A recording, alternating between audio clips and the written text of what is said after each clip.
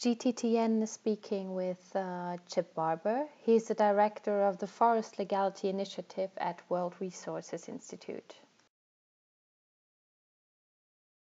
You were Forest Division Chief at the US Department of State from 2009 to 2014, and in that role you represented the United States in several forest-related organizations like ITTO, the FAO, and the UN Forum on Forests.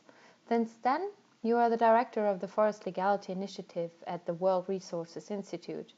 How did forest legality and timber tracking become your field of interest? Illegal logging first became more of a political and diplomatic issue, I think, around the turn of the millennium. There was a lot of focus on this in Southeast Asia. And illegal logging is kind of the first step you need to take. If people are concerned about deforestation, forest degradation, reversing those, and sustainable forest management, you've got to have some basis. It has to be a fair legal system before you can get to sustainability and equity and many other things. So I think there's been an increasing recognition of that fact.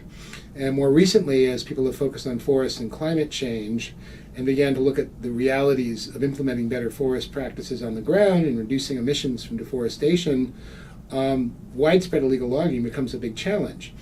And we have to find ways around that. So it's gotten support as the climate and forest agenda has increased. I guess the final thing is there's much more interest generally in governance and the problems of transnational crime. And you see that whole community of people focused on crime and enforcement also beginning to think about this in the context of fighting a variety of wildlife crime, other kinds of trafficking, human trafficking, arms, and things like that. You find it's often interlinked. So for a number of reasons, it became a foreign policy issue, and it was something that we focused on a lot when I was doing this on the diplomatic side, as well as the trade aspects of it. You know, as you've got things in place like the Lacey Act and the EU timber regulation, it became an issue in trade negotiations with trading partners of the United States. Indonesia, China, European Union began to develop it. So for a whole lot of reasons, it was something on the political and diplomatic side.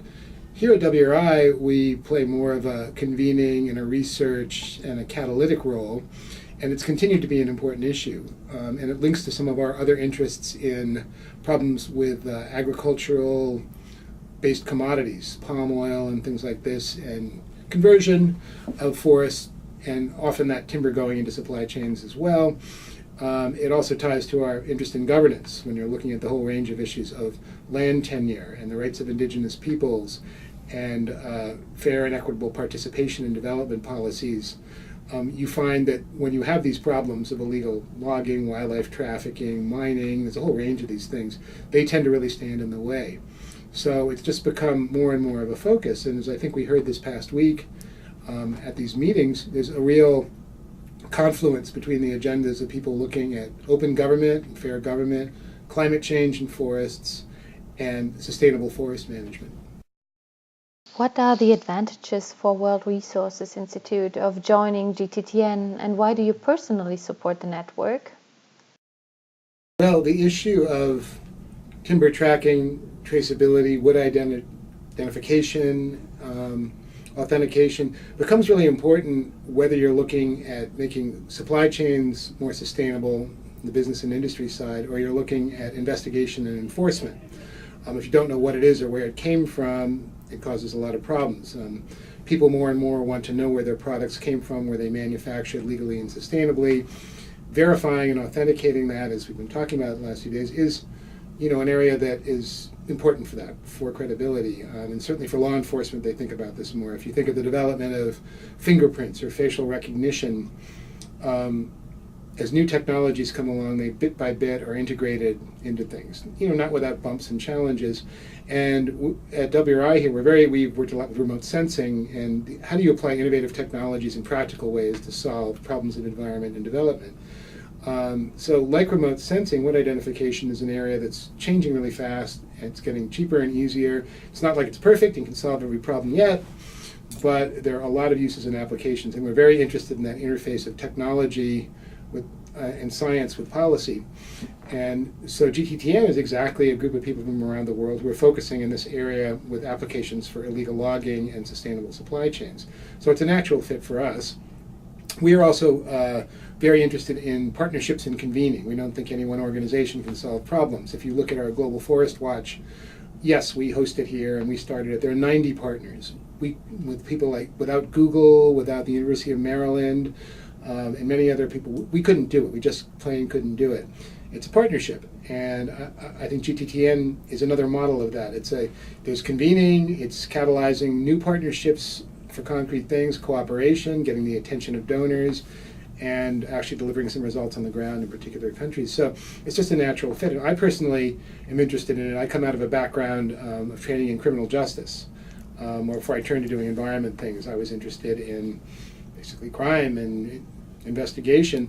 So I am kind of wired that way to think about things from that perspective of criminal investigation. And although I didn't follow that as a career in the end, it's nice to come back to some of those things I studied in graduate school to basically, catch bad guys and figure out how those who are doing the right thing can demonstrate to the world that they are doing the right thing. When looking at the Global Timber Tracking Network members, the potential is high. What is your advice how we could collaboratively get the most out of the network? I think there would be two things that I would advise on, and I did advise on in the meeting that we just had. One is that as we build the structure, the governance, I don't want to call it governance because it sounds too heavy, but how are we going to manage and take this forward? And we're pleased to be on the steering committee where we weren't talking about that this week, but to think about those questions of the business plan and the management and the fundraising and the membership and how do we make this work. It's very important that we continue to draw in a good geographic representation. I think that's very, very important. We have seen some progress, I think, since the first phase of the GTTN, and we saw quite a bit here. We can do better. Of course, there were people who wanted to be here from various places. Like we didn't have many people from Asia. We know there are some good people there. We know they wanted to be here, but it's a long way from Asia. So by taking some regional approaches, we should be able to go over that. There's one thing I wanted to mention because one of my colleagues, Frances Seymour, mentioned this to me. Is she said she was so impressed and surprised at the gender balance that we had, both in the broader Forest Legality Week and the panels, and in this is traditionally a pretty male-dominated field. And it's something we think about a lot here at WRI. And, it didn't happen that way, I think, because we were that conscious about it and who was coming. It's just that we have been able to draw on people, both men and women, who are specialists and experts here. And I think that's important, particularly for up-and-coming young women who are in the sciences who want to think that there's a place for themselves in doing this work. We talked about attracting young people who want to get careers in wood anatomy and things like that. Well, you do that by people looking at groups like this and saying, those are people who look like me, not just a bunch of old guys from Europe and North America, and I think that's very important as well. The second point would be that we get beyond just talking and doing research. I know it's important, and it's great that we need to partner and focus on some concrete activities in particular countries where the need is greatest. We had colleagues from Madagascar here, for instance, and we know all the issues they've had with rosewood and ebony, illegal logging. They are really, really skilled in wood ID. They are in the CITES Management Authority.